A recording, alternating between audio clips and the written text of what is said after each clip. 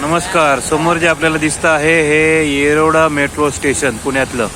आपण सध्या आहोत येरोडा ब्रिजवर, बन गार्डन ब्रिजवर.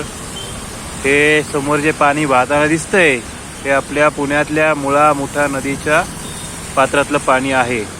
या ठिकाणी आपण आता सध्या पुण्यातला जो RFD प्रकल्प चालू आहे त्या प्रकल्पाची स्थिती बघण्यासाठी आलेलो आहोत. आज दिनांक 25 जुलै 2024 संध्याकाळी 7:30 वाजलेले आहेत.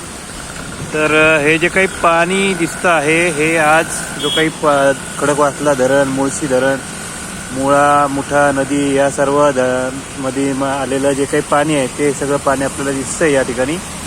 हे या साईडला कोरेगाव पार्क परिसर आहे. ही त्या ठिकाणी असणारी झाडं आहेत. या ठिकाणी एक पाणी जे वाहून येतं ते या ठिकाणी दिसतंय. हा नदीकाठ सुशोभीकरण प्रकल्प. त्या ठिकाणी काही कर्मचारी लेवल घेण्याचं काम करत आहेत. पावसामध्ये त्यांचं काही ज्यांना सांगितलेलं काम असेल तर ते हे या ठिकाणी जे कॅमेरा खराब असल्यामुळे तुम्हाला पूर्ण नीट दिसू शकणार नाही, पण त्या ठिकाणी काही कर्मचारी लेवल चेक करण्याचं काम करत आहेत. त्यांना त्यांच्या वरिष्ठांनी सांगितलं असेल. तर हे जे काही पाणी आहे या साईडला, हे झाडं वगैरे, हा सर्व परिसर जो आहे हा नंतर भराव टाकून बुजवण्यात येणार आहे. आता आपण बघू शकतोय पाण्याची जी पातळी आहे ह्या पातळीच्या आणि ह्या जे काही आता हे लेवल घेणारे कर्मचारी आहेत यांच्यामध्ये जास्तीत जास्त 6 ते 7 फुटाचं अंतर आता शिल्लक आहे. भविष्यामध्ये जेव्हा यापेक्षाही जास्त प्रमाणात पाऊस होईल तर त्यावेळेस ते पाणी या लेवलपेक्षाही वरतून जाणार आहे. कारण हे जे काही ही भिंत घातली जाते, आता या भिंतीची जी रुंदी आहे ती साधारणपणे 5 ते 6 फूट रुंद आहे.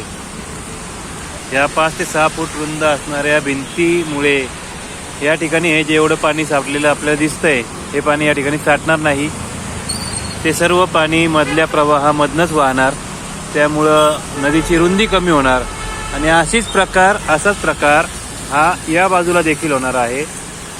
या ठिकाणी पलीकडे जो आपला येरोडा स्मशानभूमी आहे त्या येरोडा स्मशानभूमीच्या मागील बाजूला काही मशिनरी ज्या काढता येणं शक्य झालं नाही ते मशिनरी या ठिकाणी अडकल्यात. जर आता रात्रीच्या वेळेस आज 25 जुलैची जी काही रात्र असेल किंवा 26 जुलैची जी काही रात्र असेल, या रात्रीमध्ये जर समजा मोठ्या प्रमाणात पाऊस झालाच आणि त्या पावसाचं जे पाणी आहे ते नदीमध्ये जर वाहून आलं तर त्यामुळे हे जे काही मशनी त्या ठिकाणी राहिलेल्या आहेत त्या मशनी वाहून जाण्याची शक्यता अधिक आहे. तर अंधार पडत आलेला आहे. समोर आपण न्याती ही बिल्डिंग बघत आहोत. बजाज हे नाव लिहिलेली बिल्डिंग बघत आहोत. काही अस्पष्ट स्वरूपात दिसते पावसामुळं ते. तर येरोडा मेट्रो स्टेशन या ठिकाणी आपण बघितलं.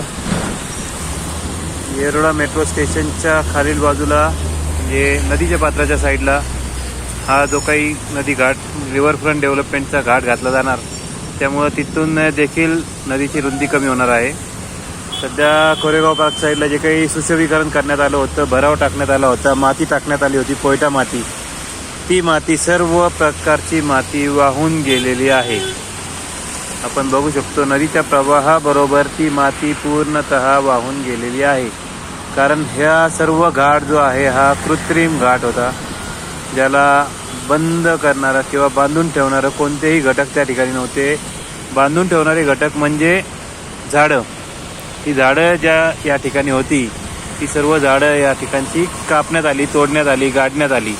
त्यामुळं हा जो काही नव्याने घालण्यात येणारा बांध आहे, घाट आहे, तो पाण्याच्या प्रवाहापुढे, निसर्गापुढे तग धरून राहू शकणार नाही.